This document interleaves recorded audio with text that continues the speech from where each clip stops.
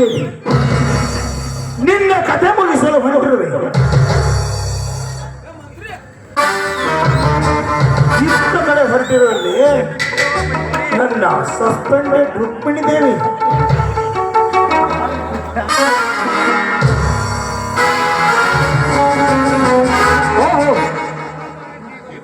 ಗಂಡ ಸತ್ತು ಒಂದು ವಾರ ಕಳೆದರು. ಇನ್ನು ಮುತ್ತೈದೆಯಾಗಿ ಬರೆಯುತ್ತೆಯಲ್ಲಿ ಗಂಡ ಸತ್ತ ರಂಡನೀನು ಬಿಚ್ಚಿ ಬಿಸಾಕಲೇ ನಿನ್ನ ತಾಳಿ ಕಾಲಿಂಗರುಗಳನ್ನು. ಬಿಸಾಕು, ನಿನ್ನ ಕೊರಳಿಗೆ ಉರುಳು ಹಾಕು ಮೇಲೆ ಬಿಸಾಕು. ನೋಡು, ಈ ನಿನ್ನ ರಕ್ತವನ್ನ ಈ ಭೂತಾಯಿಗೆ ತರ್ಪಣ ಕೊಟ್ಟಿದ್ದೀವಿ, ನನ್ನ ಮುತ್ತೈದೆ ಭಾಗ್ಯವನ್ನ. ಸಿದ್ಧನಾಗು. ಏನೇ ತರಕಾರಿ ಕತ್ತರಿಸುವ ಚಾಕು ತೋರಿಸ್ತೀಯ? ಚಾಕು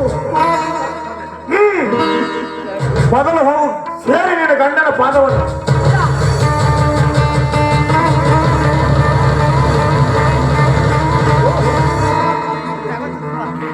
ಗಂಡ ಕೈಲಾಸ ಸೇರಿದರು.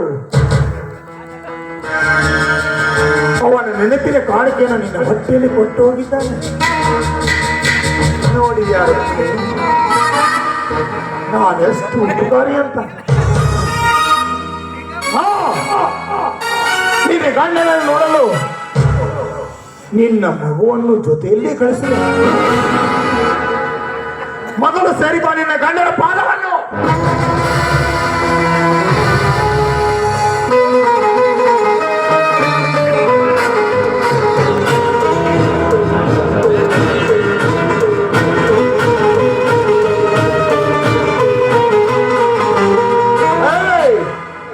ನ್ಯಾಯ ದೇವತೆಯನ್ನು ಕೊಲ್ಲುತ್ತಿರುವೇನಲೇ?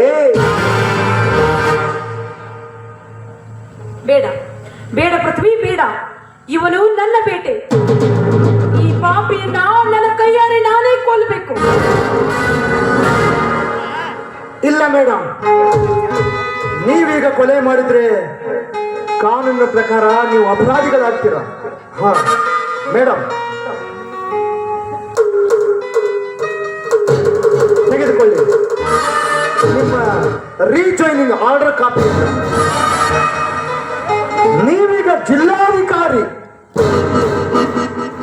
ಈ ಜಿಲ್ಲಾಧಿಕಾರಿ ಸ್ಥಾನದಲ್ಲಿ ನಿಂತು ನನಗೊಂದು ಆರ್ಡರ್ ಮಾಡಿಬಿಡಿ. ಎನ್ಕೌಂಟರ್ ಹೆಸರಲ್ಲಿ ಅವನನ್ನು ಮುಗಿಸ್ಬಿಡ್ತೀನಿ.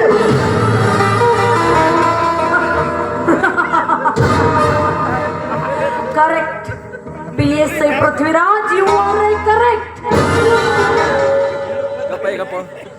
ತ್ರಿಕಾಲ, ಸರ್ಕಾರ ನಿನ್ನದಾದ್ರೆ ಅಧಿಕಾರ ನನ್ನದು.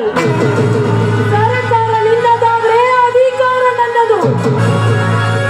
ಪೃಥ್ವಿ, ನಾನು ನಿನಗೆ ಆರ್ಡರ್ ಕೊಡ್ತಾ ಇದ್ದೀನಿ. ಈ ಸಮಾಜ ಘಾತಕನನ್ನ ಎನ್ಕೌಂಟರ್ ಮಾಡಿ ಮುಗಿಸಿಬಿಡು.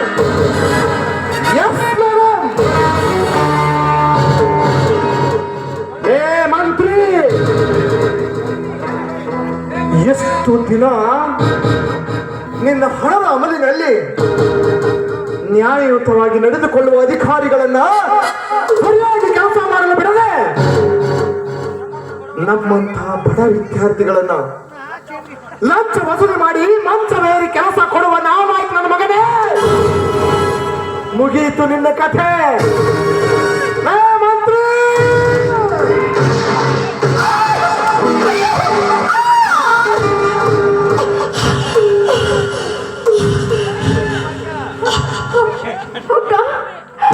ದಯವಿಟ್ಟು ನನ್ನನ್ನು ಕ್ಷಮಿಸ್ಬಿಡಿ ಅಕ್ಕ, ದಯವಿಟ್ಟು ನನ್ನನ್ನು ಕ್ಷಮಿಸ್ಬಿಡಿ. ಒಂದು ಹೆಣ್ಣಾಗಿ ಒಂದು ಹೆಣ್ಣಿಗೆ ಇಷ್ಟೆಲ್ಲ ಕಷ್ಟ ಕೊಟ್ಬಿಟ್ಟು ನನ್ನಂತ ಪಾಪಿ ಬದುಕಿರ್ಬಾರ್ದಕ್ಕ, ಬದುಕಿರ್ಬಾರ್ದು. ಈ ಪಾಪಿಗೆ ತಕ್ಕ ಪ್ರಾಯಶ್ಚಿತ ಆಗಿದೆ. ಅಮ್ಮ,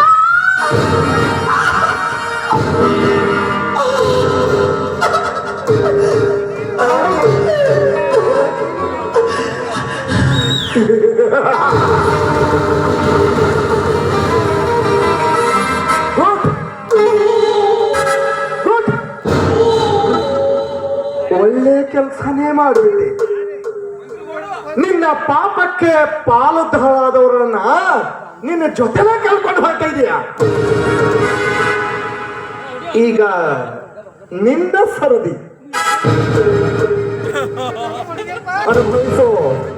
ಏ ಮಂತ್ರಿ, ಮುಗಿಯಿತು ನಿನ್ನ ಕಥೆ. ಲೇ ಮಂತ್ರಿ,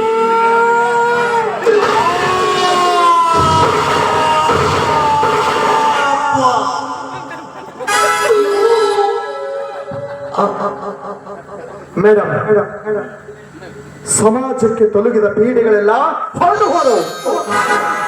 ನೋಡಿ ಮೇಡಮ್, ನಾನು ಕೂಡ ನನ್ನ ಸ್ವಾರ್ಥಕ್ಕಾಗಿ ಎಷ್ಟೋ ತಪ್ಪುಗಳನ್ನು ಮಾಡಿದ್ದೇನೆ. ದಯವಿಟ್ಟು ನನ್ನ ಕ್ಷಮಿಸಿಬಿಡಿ. ಇನ್ನು ಮುಂದೆ ನಾನು ನಿಮ್ಮ ಜೊತೆಗಿದ್ದು ಪ್ರಾಮಾಣಿಕವಾಗಿ ಸರ್ಕಾರದ ಸೇವೆಯನ್ನು ಮಾಡಿ ಈ ಜನರಿಗೆ ಒಂದು ನೀತಿಯ ಮಾರ್ಗದರ್ಶಕನಾಗುತ್ತೇನೆ ಮೇಡಮ್. ಹಾ ಅವಿನಾಶ್, ಬಾ ಅವಿನಾಶ್. ಅತ್ತಿಗೆಮ್ಮ, ನನ್ನನ್ನು ಕ್ಷಮಿಸಿ ಬಿಡು ಅತ್ತಿಗೆಮ್ಮ, ನನ್ನನ್ನು ಕ್ಷಮಿಸಿ. ನೋಡಪ್ಪ ಅವಿ, ಎಂದಿದ್ರು ನೀನು ನನ್ನ ಮಗನೇ. ಇರ್ಲಿ ಬಿಡಪ್ಪ, ಅಂತೂ ನಿಮ್ಮಣ್ಣನ ಆಸೆ ಇವತ್ತಿಗೆ ಮುಗಿಯಿತು. ಅವರೇ ಇಲ್ಲದಾಗ ಈ ತಾಳಿ, ಕಾಲುಂಗುರ, ಮುತ್ತೈದೆ ಭಾಗ್ಯ ಇನ್ನೂ ನನಗೆ ಬೇಕಾ? ಬೇಡ.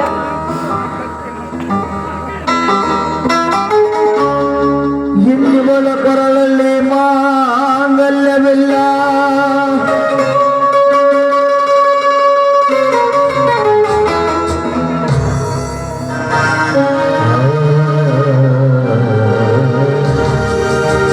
ಇನ್ನಿವಳ ಹಣೆಯಲ್ಲಿ ಸಿಂಧೂರವಿಲ್ಲ,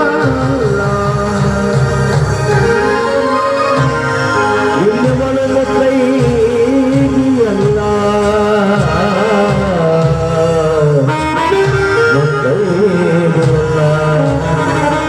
ಯಾವ ಶಿಲ್ಪಿ ಕೆತ್ತಿದನೋ ಈ ಲೋಕದ ಚಿತ್ರವನ,